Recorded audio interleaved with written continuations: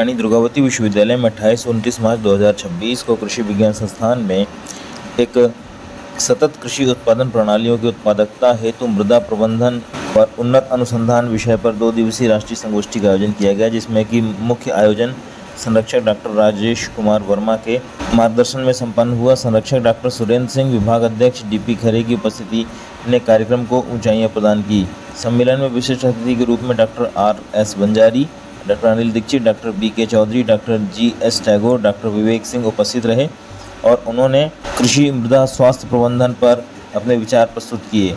आपको बता दें कि इसमें लगभग 70 प्रतिभागियों ने हिस्सा लिया, जिसमें छात्र छात्राएं मौजूद थे और उन्होंने बताया कि इस तरीके के आयोजन से उन्हें काफ़ी लाभ मिलता है। कार्यक्रम के आयोजन सचिव डॉक्टर ML केवट के कुशल निर्देशन में यह आयोजन सफल हुआ। समन्वयकों में doctor ML Sahu, doctor Rita Bhandari, doctor Rohit Pandey, doctor Aparna Sharma, doctor Sanskala Patel, doctor Ajay Mishra, doctor Aparna Awasthi, doctor Meenal Dubey, doctor Renu Pathak, doctor Divya Singh, doctor Suruchi Pandey, doctor Pradeep Vishwakarma, doctor Washid Khan का विशेष योगदान रहा।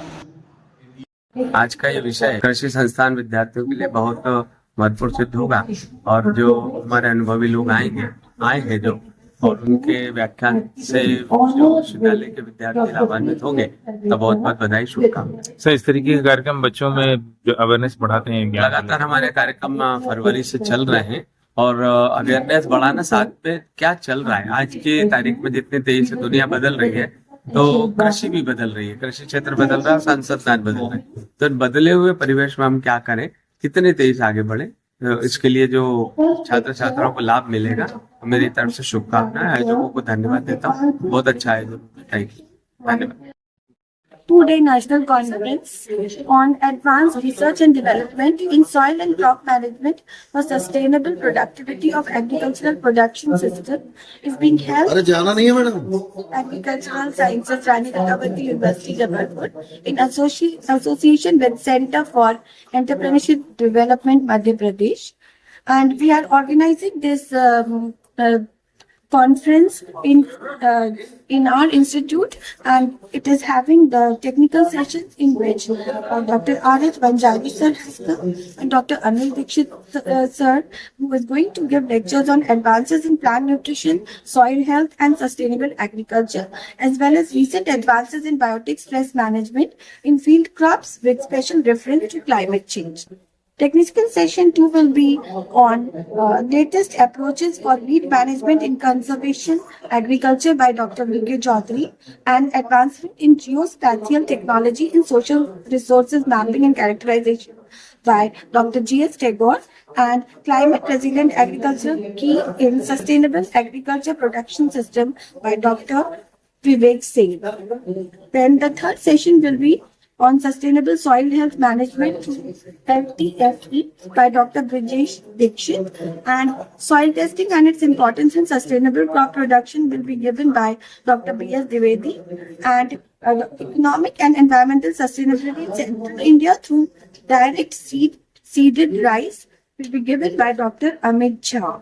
So all these technical sessions will be held in these 2 days, and our convener is Dr. ML Kevat sir, and our organizers main director is Dr. Surendra Singh sir, under whose guidance we are able to host this national conference for 2 days in Vigyan Bhavan, Rani Durgavati Vishwavidyalaya, Jabalpur.